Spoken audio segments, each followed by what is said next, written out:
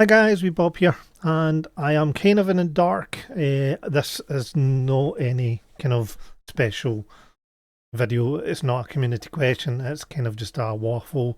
I was in the house. I haven't done a video in a while. Life's just been kind of topsy turvy. Certainly not kind of routine really this year at all. And some of that's my fault.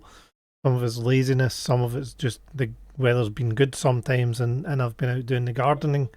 That was just my speaker shutting down, I think. So, what am I here to talk about? I've got a number of things I wanted to kind of just talk through and blab, so that if you're interested in listening to this, you can. So it's kind of going to be movie related and a few things about life. So I've got my Cookie Monster here, and he's obviously hungry. I'm not hungry. My daughter made me some pasta, which was nice earlier on today. And well, it's been a bit of an interesting day. We've got a new dog recently. A little dog. It's called Jojo. Um, she's a Maltese and a lovely little dog. But she's had a little bit of an upset stomach, so it's been a bit of a chaotic morning, especially right at the beginning of the morning. So what else has been happening? Well, I guess it's just I've got kind of my family kind of is I've got like some of my children have moved out of the house. Some still live here, and my boy, he's kind of this is his room. It's got the kind of sound panels to try and dull sound because he was in his YouTube and his TikTok and all that kind of stuff. It's got cobwebs on it. I can see from here. Hopefully, nothing kind of lands on my head. But it does help. I like recording in here because the sound usually comes out that wee bit more um, better. So, movies, and this is kind of the main crux. I thought I'm going to talk about nostalgia. I'm going to talk about movies, and I have to say, and I've realised this, and I don't know why it's taken me this long to realise that I like movies more than I like gaming. Gaming, I have been sitting playing a number of games today. I've been playing a cue ball, I think it's called, on Steam. It's just like a snooker pool simulation game. So I've been quite enjoying that, playing against the computer. I don't know. I know that Alan used to play some sort of snooker game online. I don't really know that I could do that just because, well, it's just that whole interacting with people. I've got somebody to phone at some point because they're wanting to speak to me about something, and I will do that. So don't think I've forgotten to respond to you. So I've got 5 movies that I wrote down here that I've been watching recently or this year that kind of get a bit of, not a standout. Two of them are kind of standout. Three of them maybe are standout movies. The other three are just kind of movies I thought in my head come up. I jotted them down. So the first one, it's kind of more recent one that we watched. So if you like Phone Booth by well, I couldn't even tell you who did Phone Booth. I know that it stars Kiefer Sutherland and kind of guy Colin Farrell. Glad that came to my mind. But I really love Phone Booth. It's a kind of low budget movie thriller. The guy answers a phone box, and the whole movie's more or less set in the kind of one scene.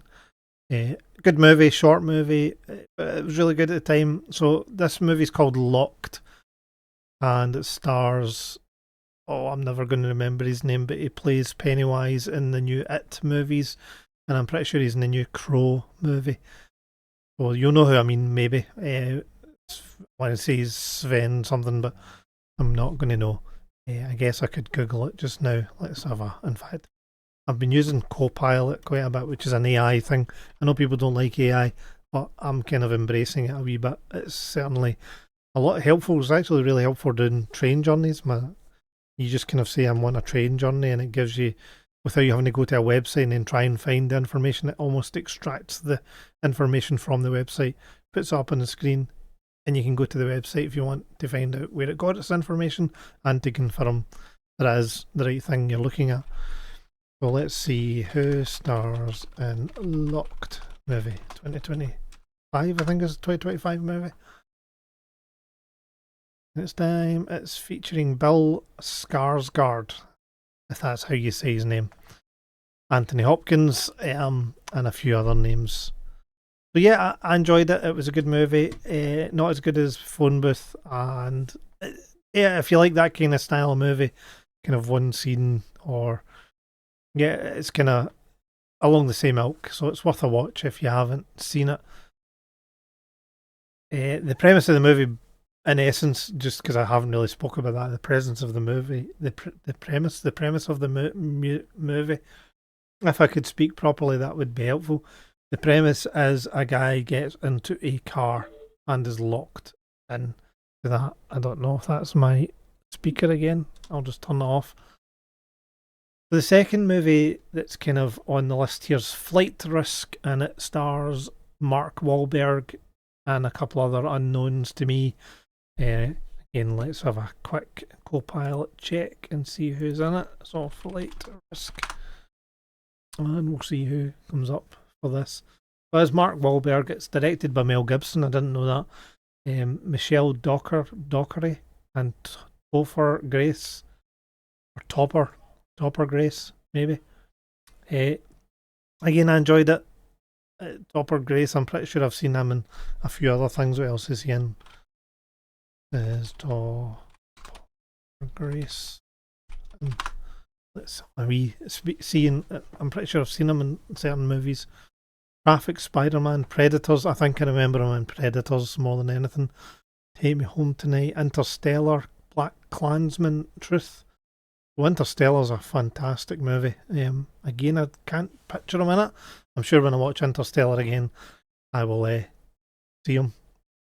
He's on a whole bunch of TV shows as well. So yeah, Flight Risk is about a pilot transporting a US Marshal and a fugitive across to take part in a kind of mob trial, like witnessing against the mob, as far as I can remember. Kind of low budget movie. Some of the CGI is a bit suspect, but overall, and yeah, there's certain things about the movie that I could have done without Mark Wahlberg's hair. He would have been better off keeping the baseball cap on in the movie because his hair is frustrating. I just want to get a set of clippers and bzz, like I have to do with my own hair. So yeah, Mark Wahlberg's hair in it is really quite annoying, but it's worth a watch. It's kind of a, again, turn your brain off movie. It's not going to win any awards or anything like that. So another one that's not on my list is Working Man, which I've watched recently. It's not as good as The Beekeeper, but it's good. So what else is on my list here? So the next one is Deep Cover, which is a new Amazon movie. It's starring, she's lost a lot of weight from when I seen her in Argyle. Again, you guys are shouting at the screen with her name. Who stars under Deep Cover? Deep Cover. Orlando Bloom's in it, and he's really good in it. I really like Orlando Bloom's character. Bryce Dallas Howard, she plays a person called Kat. So, and again, this movie's really good. It's a comedy. I enjoyed it. It's just a bit of fun. In essence, you've got these what do you call it when somebody's kind of ad-libbing? Anyway, they're kind of they're in this kind of like local theatre doing training to become actors or to get roles, and it's just they then go into being undercover as part of the police. And Sean Bean, I'm pretty sure he's in it. Yep. The other guy is Nick Mohammed. He's a socially awkward IT worker. It's really good, so it's worth a watch. That would be Deep Cover, worth a watch. Now the next movies that are on my list, and just get a wee bit off with regards to life and artwork. I've been doing art. I've been drawing. I've got this kind of gladiator kind of picture that I was working on. Rebel 8 is coming out at some point soon, so I'm hoping to feature that. I did start doing a video last week, and when I was editing it, it was just taking too long. wasn't sure what I was going to say, and I really kind of need to do videos more just where I turn the camera on and start talking, because when I think about it, and yes, it's nice to have nicely edited videos and have a script and all that, but when you've done, and I haven't done that many videos, but it just stifles me. I kind of don't like it, and I like just to do a free flow thing. It's a lot easier. I'm not getting paid massive amounts. I've got nobody to help me with writing a script or anything like that. So, yeah, I mean, this is why I kind of like AI, because it helps you with some ideas for all its downfalls with regards to artwork, and stealing people's artwork is a good tool, in my opinion. And I know that there is, as I would agree with just getting on to the topic of AI, so I'm totally tangenting as per normal. But AI images, AI videos, they're getting to the point where you can't really tell the difference. There's some ones going around now where it's like a news reporter, and they're like, I'm reporting from, and it's like in the background there's like things happening, and it looks totally realistic within reason. You wouldn't question it if for certain things. I mean, certainly from if it goes to the next level, you're certainly not going to be questioning. But even that video, I was like, that looks real to me. I wouldn't be sitting there going, this is AI. If it was like a plausible thing that was happening, and it's getting dangerous from that point of view, especially with the heightened tensions of the world these days. So it does feel like we're kind of in an unstable world at the moment, a wee bit to me. I'm not sitting panicking or anything like that. There's a guys at my work just are convinced we're headed for bad times, and I'm kind of not there yet. It's still a bit remote. I'm still a wee bit head in the sand, rightly or wrongly. That's just me. So anyway, I'm not sure where I was going with that. I started tangenting onto AI. Life artwork, because the artwork's happening. There will be more art.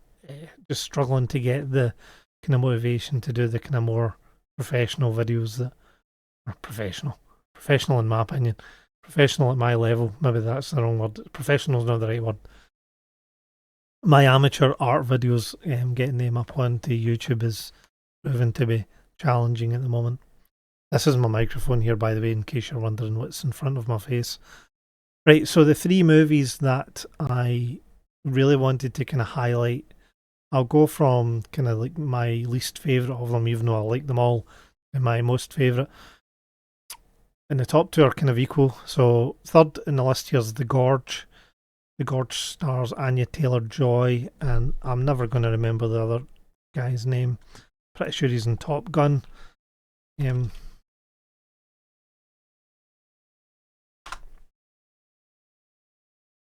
Excuse me. So it stars Anya Taylor-Joy, Miles Teller, and Sigourney Weaver's in it, and she's playing a good kind of character. She's not in it for very long, but she plays quite a good kind of character.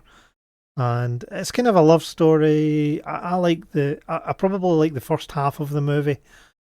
It's to do with elite kind of army people. Again, there's no going to be major spoilers here. This is just the kind of synopsis. But two army people, and they're on this kind of secret mission where they've to guard this gorge, this big valley in the middle of a rainforest.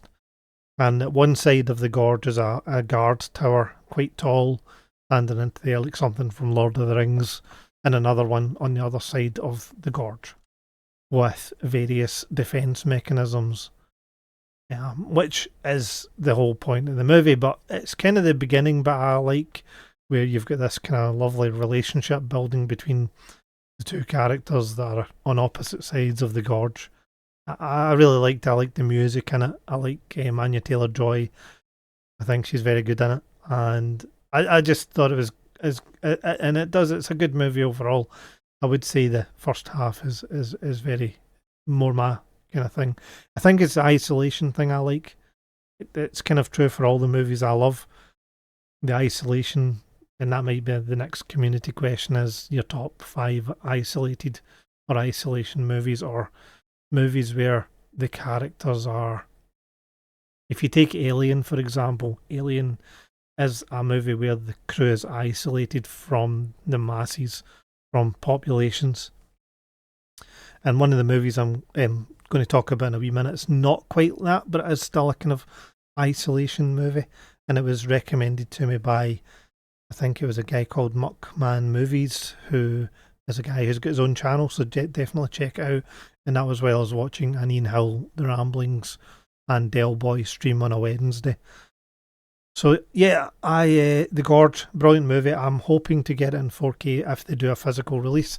It is on Apple TV, and I do hope that it will come on to kind of 4K physical media, which I have started a small collection of. I've only got 10 or 11 movies, but it's kind of a good thing for Christmas. It's a good thing for birthdays. My kids ask me what I want, and I just say, get me a 4K movie, and I give them a big list so that I don't quite know which one I might get. And it's always pleasant to see it. So next on my list, if I just drop this down, I'm going to go, the next one I've got here is The Ballad of Wallace Island. Now, David Tennant's wife, I'm pretty sure it's her that's in this. I keep clicking Critter. It's useless because I don't need Critter. Critter's an art program for anybody that doesn't know. The Ballad of Wallace Island. So The Ballad of Wallace Island stars Tom Basden, Carey Mulligan, Tim Key. That's the kind of main characters. There are a few other kind of sideline characters. But it's a movie about a guy who invites this kind of folk group, consisting of this guy and this woman, to his island to perform a private gig. Sounds weird, didn't sound like my thing at all. Even reading it, I was like, I seen the reviews were good. But I just wasn't convinced this was going to be my thing. And The Ballad of Wallace Island, it's hardly a grabbing title. It sounds really dull and mundane, but it is a fantastic movie. It's a really, really good movie, so I definitely encourage you to get that and watch it. It's fantastic. I love that word. I say it all the time in all my videos, fantastic. Isn't that right, Cookie Monster? No? Yeah, I know you love cookies, but right, anyway. So that's The Ballad of Wallace Island. I'm pretty sure who's Carey Mulligan's husband? Carey Mulligan. Pretty sure she was in Doctor Who, and that's where she met David Tennant. She was in Promising Young Woman, which is another movie that gets a lot of, and she was in Drive. I think I'm getting her mixed up. I think I've always got her mixed up. Who is David Tennant's wife? Yeah, I'm totally talking rubbish. Talking absolute rubbish, so ignore that whole thing. And apologies if you've been screaming at the screen saying, Robert, you're talking rubbish. David Tennant's wife is Georgia Tennant. Yeah, maybe they look the same, maybe they look similar. So forget that, forget what I just said, and ignore me. Right, anyway, so who else have we got? We had, the other guy was Tom Basden. Tom Basden, what's the Afterlife, Plebs, Quacks, Here We Go, The Last Bus, David Brent, Life in the Road, The Wrongs Man's. Well, I don't really know him from anything, to be honest. I know his face, but that might be Afterlife, because I did watch Ricky Gervais's Afterlife TV show, which I quite enjoyed as well. So yeah, that was the second one on the list, The Ballad of Wallace Island. Give it a watch. It sounds weird. If you don't like it in the first 20 minutes, you're probably not going to like it. But it's a lovely story, and it's the comedy, and it's my kind of comedy. It is kind of British comedy, so just be aware of that if you're from a different land. So next in my list, and finally, is a movie that I watched the other night. It's an older movie, and it stars Peter Dinklage. And I think I did say that Muckman Movies, I think it was, or Cy Robson, that told me about this movie, and it's called The Station Agent. and it stars Peter Dinklage. It's a very different kind of movie. If you're looking for action, if you're looking for like fast-paced thriller, scare, horror, this isn't the movie. This movie is just about people. It's just about life.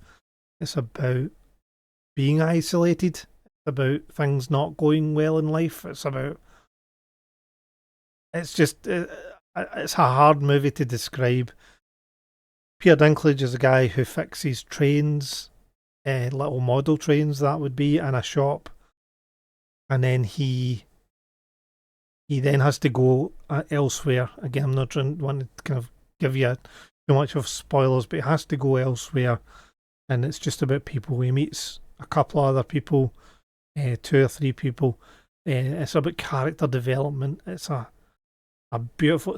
The station agent. Honestly, watch it. It's worth a watch if you've not seen it. But I would watch it again.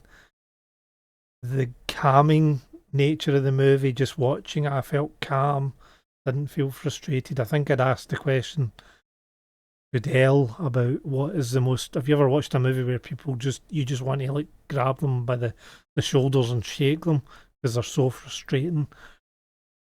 And I watched Echo Valley with Julianne Moore and Sydney Sweeney, and it's a decent movie. I don't think it gets very good reviews, and I think it doesn't get very good reviews because the characters are completely unlikable for the most part of that movie.